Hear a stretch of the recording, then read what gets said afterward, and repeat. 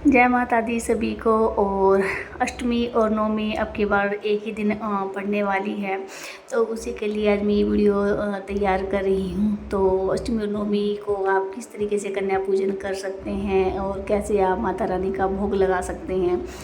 तो सबसे पहले स्नान आदि कीजिए। स्नान आदि करने के बाद अपने मंदिर की साफ़ सफाई कीजिए। साफ़ सफाई करने के बाद माता रानी की जोत जगाइए। अब आपका मंदिर किस तरीके का है ये भी एक डिपेंड करता है। तो जैसे कि मेरा मंदिर है, तो मेरा मंदिर मैंने जो जौ वगैरह मैंने बो रखे हैं, वो सारा नारियल वगैरह सब मेरा नीचे है और मंदिर मेरा भी ऊपर ही है। ये ऐसा क्यों है, क्योंकि मेरी बेटी अभी छोटी है, तो वो ना हाथ वगैरह मार देती है, तो तस्वीर वगैरह वो गिरा देती है। तो इसीलिए मैंने अपने मंदिर को भी ऊपर ही रखा है और जो भी पूजा पाठ का जो आधा सामान है वो मेरा नीचे ही है, जो ये ओम के नीचे रखा हुआ है। तो आप चाहें तो आप एक ही जगह पर माता रानी की चौकी लगा सकते हैं। पहले मैं हमेशा चौकी ही लगाती थी, लेकिन अभी कुछ टाइम से मेरी चौकी बंद हो गई हैं, तब तक गुड़िया बड़ी नहीं हो जाती। तो इस तरीके से ये देखिए, पहले माता रानी के लिए घी का दिया लगाइए, धूप दीप से माता रानी की पूजा कीजिए, फूल चढ़ाइए और सिंदूर। सबसे पहले हम गणेश भगवान जी की पूजा करेंगे, फूल अर्पित करेंगे। उसके बाद जितने भी भगवान हमने अपने मंदिर में रखे हुए हैं, सब पर हम कुमकुम का तिलक लगाएंगे। और जो हमने दिया लगाया है माता रानी के लिए, तो उसके लिए हम वहाँ पर फूल अर्पित करना ना भूलें, क्योंकि दीप भगवान जी के लिए भी हमें जब हम दीप दान करते हैं, जब हम दीप जलाते हैं, तो वहाँ पर भी हमें फूल चढ़ाने चाहिए और रोली मोली से सबका सम्मान करना चाहिए। इस तरीके से उनको लगाना चाहिए। तो अब इसका ये सारा ऊपर का जब हमारा प्रोसेस पूरा हो जाएगा, तो अब हम बात करेंगे अपने नारियल की। और जो हमने नारियल जो हमने कलश पर रखा हुआ है कि हमें कलश का क्या करना है, नारियल का क्या करना है, तो ये बहुत बड़ा कन्फ्यूज़न रहता है। मुझे भी एक समय था कि जब मुझे भी नहीं पता होता था कि कलश का मैं क्या करूँ, कलश के पानी का क्या करूँ, और जो हम नारियल रखते हैं उसका हमें क्या करना चाहिए। जो हम जौ बोते हैं वो हमारे घर की सुख शांति समृद्धि के लिए होते हैं। कभी भी अन्न धन की हमारे घर में कमी ना हो, अन्नपूर्ण माता का हमेशा हमारे घर में वास हो। तो उसका हमें क्या करना चाहिए। तो ढेर सारे क्वेश्चंस होते हैं। तो जैसे हमने गणेश भगवान जी को, सारे भगवानों पर हमने कुमकुम आदि चढ़ाया है, वैसे ही हम नारियल की पूजा करेंगे, कलश की पूजा करेंगे, जौ की पूजा करेंगे, धूप दीप दान करके ऐसे ही दोनों हाथ जोड़ के अपनी क्षमा याचना मांगेंगे। अगर हमसे कुछ गलती हुई हो इन नवरात्रों में, तो माता रानी हमें क्षमा करना। और इसके बाद जो हमने माता रानी का भोग प्रसाद बनाया है, जैसे कि माता रानी का हलवा होता है, पूरी होती है और काले चने होते हैं, तो तीनों ही चीज़ें माता रानी की बेहद प्रिय भोग माना गया है और यही उनका भोग होता है। तो जो आपने भोग बनाया है, तो वो कन्याओं को बाद में दिया जाता है। सबसे पहले माता रानी को भोग लगाया जाता है। अब माता रानी को भोग कैसे लगाया जाता है, इसके लिए हम हवन करते हैं। अब जैसे कि मैंने डेली हवन किया है, आप चाहे तो दोनों टाइम भी कर सकते हैं और आप चाहें तो सुबह के समय भी आप हवन कर सकते हैं। और हवन में आप पान के पत्ते का भी इस्तेमाल कर सकते हैं, क्योंकि पान का पत्ता माता रानी का बेहद प्रिय होता है। अगर आप चाहें तो पहले नवरात्रि और आखिरी नवरात्रि वाले दिन भी पान का पत्ता का इस्तेमाल कर सकते हैं। तो जैसे कि अभी पान का पत्ता मेरा भी ख़त्म हो गया है, तो अभी मैं फ्रेश पान के पत्ते में लेके आऊँगी अगली पूजा के लिए, भोग के लिए। तो आप पान के पत्ते का इस्तेमाल ज़रूर करें। तो यहाँ मैंने धूप दीप दिखाकर अब मैं करूँगी यहाँ पर छोटे से हवन की तैयारी। और इसमें ज़्यादा कुछ भी आपको नहीं करना पड़ता, और इससे हमारे घर में जितनी भी नेगेटिविटी होती है वो सारी दूर हो जाती है। और एक इसका मकसद यही होता है कि इससे हम माता रानी को जो भोग लगाएंगे, वो इसी की अग्नि के ज़रिए माता रानी का भोग लगाया जाता है, तभी माता रानी का भोग स्वीकार किया जाता है।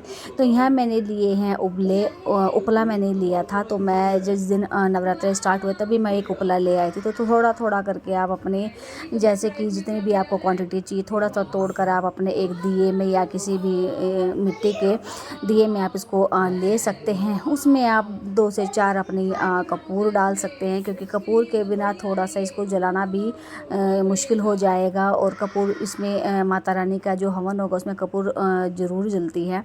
तो कपूर आप इसमें डालें और फिर आप इसको अग्नि प्रज्वलित करें। तो अग्नि प्रज्वलित करने के लिए थोड़ा सा आप इसमें 1 से 1.5 चम्मच आप इसमें थोड़ा थोड़ा करके घी भी आप इसमें डाल सकते हैं। और अगर आपने माता रानी के भोग में पान का पत्ता इस्तेमाल किया है तो वो भी आप इसमें रखें। तो पान के पत्ते में आप एक पतासा, और अगर आपके पास पतासा नहीं है तो आप उसकी जगह मिश्री का भी यूज़ कर सकते हैं। मिश्री पान के पत्ते में एक पतासा या मिश्री हो गया और 2 लौंग हो गई, 1 छोटी इलायची होगी। तो इनको आप फ़ोल्ड कर लें पान के पत्ते को और उसको आप इस हवन में रख दें, ताकि ये एक सबसे अच्छा भोग माना गया है नवरात्रों में माता रानी का। और जो प्रसाद आप नवरात्रों में बांटने वाले हैं उस प्रसाद को आप इस हवन में ज़रूर डालें। तो अभी मैंने थोड़ा सा फ़ैन चलाया था तो इसीलिए ना अब ये जल नहीं रहा है। तो थोड़ा सा भी मैंने फ़ैन को बंद कर दिया है। तो ये देखिए अभी अग्नि प्रज्वलित हो गई है। तो पान का पत्ता आप ज़रूर इस्तेमाल करें, जैसे कि विधि मैंने आपको बता दी है। तो अभी मैं इसमें लौंग का जोड़ा डालूँगी और इसमें थोड़ी सी डालूँगी मैं इसमें मिश्री। अब बतासा भी आप इसमें डाल सकते हैं, मीठा ज़रूर डालें और जो भोग है वो इसमें ज़रूर डालें। और अष्टमी और नवमी के दिन जब आप हवन ये कर रहे हैं तो पूरी, हलवा और काले चने इनका इस्तेमाल आप ज़रूर करें। और थोड़ा थोड़ा माता रानी को भोग लगा के वो सारा इसमें अग्नि में आप इसमें डालें, जिससे कि माता रानी को भोग लग जाएगा। और तभी माना जाता है कि माता रानी का भोग स्वीकार हो गया है। और जो प्रसाद बच जाता है वो फिर आप अपनी जो आपने कंजकाएँ बुलाई हैं थोड़ा थोड़ा करके सभी में एक एक पूरी, थोड़ी थोड़ा हलवा और चने आप रख सकते हैं। और अब बात कर लेते हैं हम नारियल की। तो नारियल की अलग अलग परंपराएं होती हैं। तो हमारे में क्या है कि हम नारियल को दिन तोड़ते हैं और उसका प्रसाद माता रानी को चढ़ाने के बाद हम कन्याओं में बांट देते हैं। कुछ लोग इसको जल में भी प्रवाहित कर सकते हैं, वो आप अपने हिसाब से आप कर सकते हैं, लेकिन ज़्यादातर यही होता है कि कन्याओं में ही इसका प्रसाद बांटा जाता है। और जो कलश का पानी होता है वो आप अपने पूरे घर में आप छिड़क सकते हैं, पूरे घर में छिड़के, जिससे कि पॉजिटिविटी आएगी, माता रानी का आशीर्वाद हमेशा हमारे ऊपर बना रहेगा। और जो कलश में हमने सुपारी डाली है, इलायची डाली है, सिक्का डाला है, वो इलायची और सुपारी और सिक्का उठाकर हमें अपनी तिजोरी में रखना चाहिए, जिससे कि धन धान्य की हमेशा हमारे घर में समृद्धि बनी रहेगी, कभी कमी नहीं होगी। और इस तरीके से हम हवन करेंगे। तो अगर आपको ये मेरी आज की वीडियो इस तरीके की अच्छी लगी हो तो कमेंट करके ज़रूर बताना। तो मेरे नेक्स्ट वीडियो में आपको बताऊंगी कि हमें अपनी चौकी को किस तरीके से उठाना चाहिए, कब उठाना चाहिए। तो कलश का और इनका तो मैंने आपको इस वीडियो में ही मैंने आपको बता दिया है। और अब बात करते हैं हम जौ की। तो जौ को हम चाहे तो हम प्रवाहित जल में भी कर सकते हैं, और अगर जल में अगर आप प्रवाहित ना करना चाहें तो कहीं साफ़ जगह देखकर किसी भी जगह पे गड्ढा खोद के पार्क में वहाँ पर आप जौ के इनको दबा सकते हैं, माता के सामान को आप दबा सकते हैं, या जल में भी आप प्रवाहित कर सकते हैं। तो इस तरीके से हम अष्टमी और नवमी की पूजा कर सकते हैं और कन्याओं का पूजन हम इस तरीके से कर सकते हैं।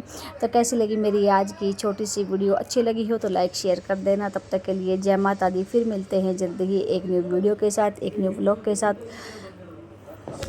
तब तक के लिए थैंक यू सो मच।